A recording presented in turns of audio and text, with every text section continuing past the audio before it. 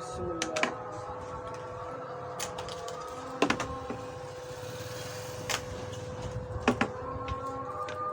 ये इन्नी दुनिया ले जाके मेरे को बेचन दी वाले।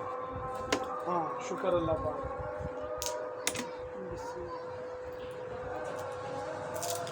मेरे तो अपनी तो सुबह तो लैके शाम तक खरे किन्नियां करीमां बन सुबह तो दे बन गई मेरी ठीक अज शाम दो है।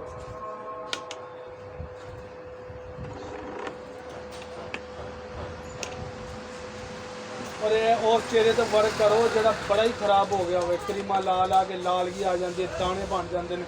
उन्होंने भी खत्म करेगी रंग दिन नहीं लाल की इनके है ही नहीं क्योंकि ना इनकी कोई ट्यूब है ना कोई कैप्सूल इंशाल्लाह आएगी नहीं सिर्फ ग्लोइंग और वाइटनिंग लेकिन कली नहीं लाना कि गुड़िया नहीं लाने एक डब्बी तू ला लेनी है पूरी आप तो इंशाल्लाह वे तू खरे किन्ने तेन पूछना की शायद बल्कि तू आप ही कहेंगे आओ मैं तुम्हें बनवा के दें है भी मेरी गारंटी।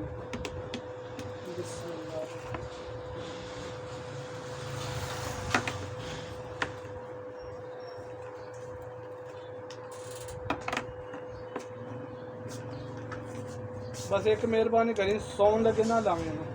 सौन तो 2 घंटे पहले मुँह हाथ धो के कोई शय नहीं पानी बस खाली हल्की लेप करके खाते हैं तो 7-8 दिन अपने आप में ना वेखी फिर तेरा मशवरे ही होंगे कि शायद इस्तेमाल की। हाँ भी गुड़िया पैसा की खरीदते थे बड़ी की छोटी छोटी अच्छा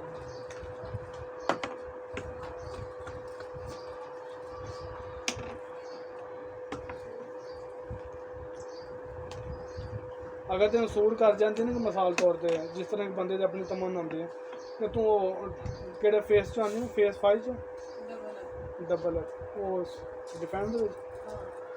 फिर तू डबल बनवा के ले आई जी 1-2 महीने आराम नाल निकल जाए क्योंकि क्रीम तो आप लानी लानी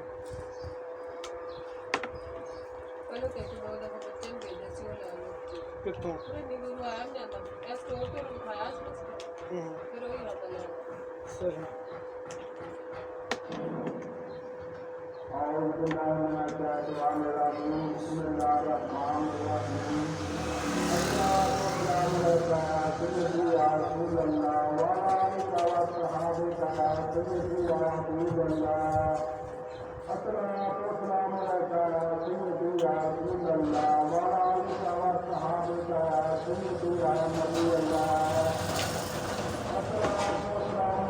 कितने पैसे हैं आपके पास?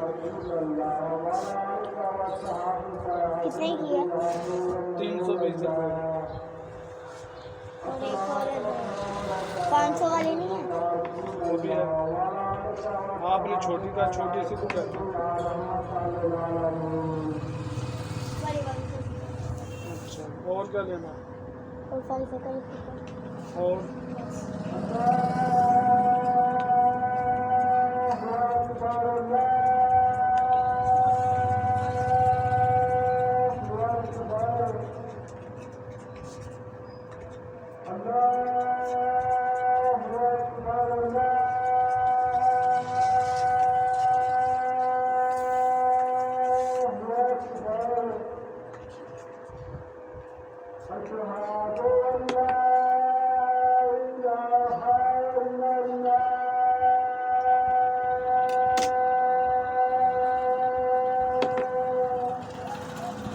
बड़ी डब्बी से दे देना है आसान हो जाएगा लेकिन से पा दें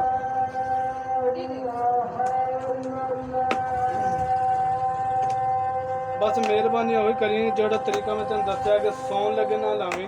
सौन लगे लावे ना कपड़े बिस्तर लग जाते जे और नोट करी किसी का किन्ना मर्जी चेहरा खराब होवे